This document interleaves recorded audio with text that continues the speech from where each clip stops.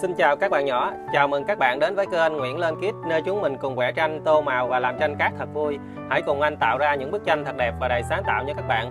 Ngày hôm nay, anh sẽ tô màu bức tranh nổi 3D và bây giờ các bạn hãy làm cùng anh nhé.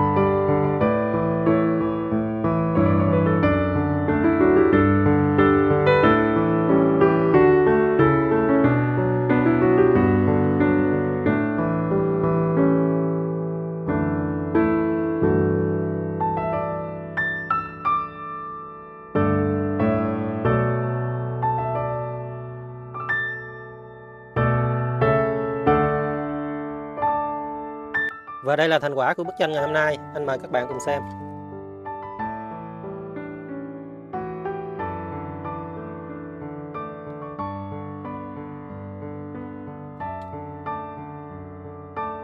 Video chúng ta đến đây đã kết thúc.